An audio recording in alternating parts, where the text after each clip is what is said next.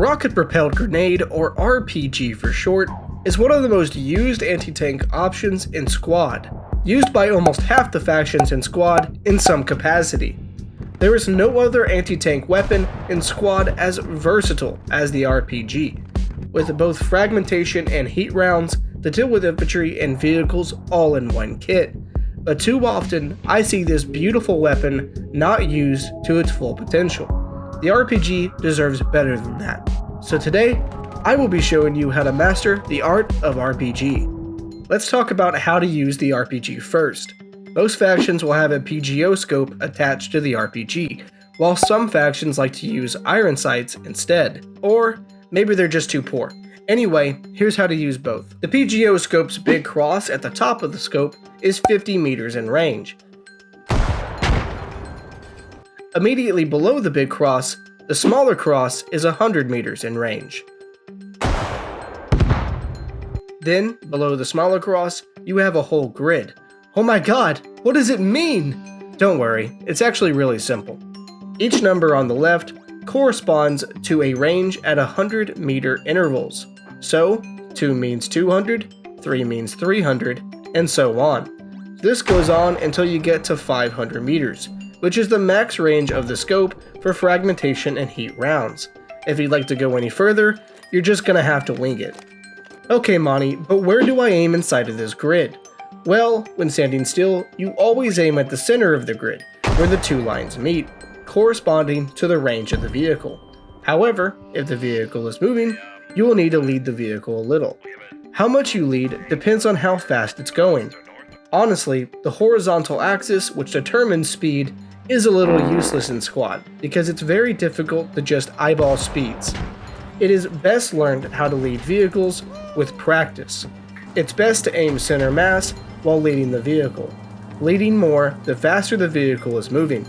Don't worry, it just takes practice. To the middle right of the compass, there is this weird arc counting from 2 to 10 and a straight line under that arc. That is what you call a stadia or rangefinder. A rangefinder built specifically for tanks. The PGO scope was built to range M60 tanks, the main battle tank of the United States at the time of the Cold War. This rangefinder I find less reliable because many vehicles have different heights from the M60. Nevertheless, it's a quick and dirty way to get a range if time is of the essence. This is how to use it. This arc is supposed to touch the top of the enemy turret, while the straight line at the bottom is meant to align with the bottom of the vehicle. Start from left to right, then stop when the top line reaches the top of the turret and the bottom line reaches the bottom of the vehicle. This is your approximate range. As for iron sights, things are a bit more simple. Simply hold X by default while looking down your sights and range your weapon to the range you'd like. That easy. Now, let's get to my favorite aspect of the RPG. Fragmentation rounds are anti-personnel rounds, used to clear out enemy strong positions or eliminate clusters of enemies. Frag rounds can be absolutely devastating weapons, but only if you are accurate enough to shoot through small openings and perceptive enough to spot enemy positions on the fly. As an RPG-toting soldier, this is your best anti-personnel weapon, as usually you will forgo a scope on your rifle when playing an RPG kit, but you will also gain binoculars in return.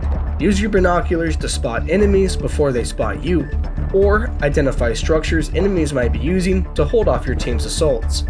This weapon works best when it's shot inside of buildings because the blast will likely kill most inside. That's why I see the RPG frag rounds as bunker busting rounds.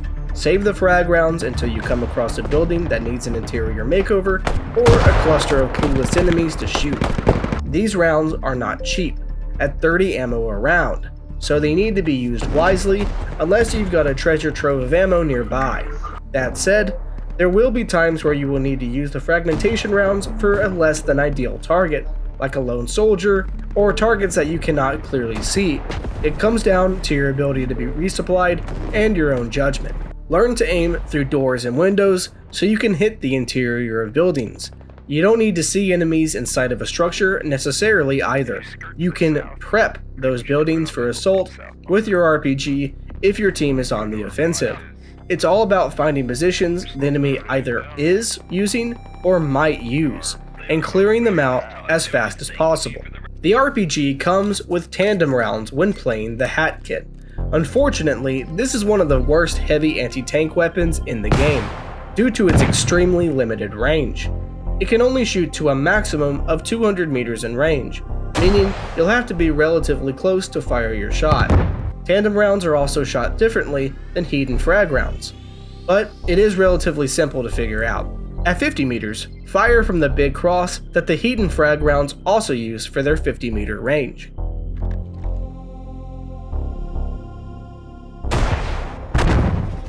At 100 meters, fire just below the center of the grid where the 1 is.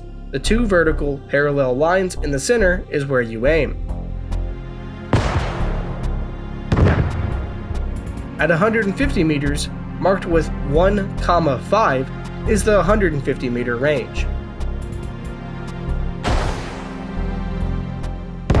And finally, at the bottom of the scope with a P below a 2, in the center of the scope, is the 200 meter range.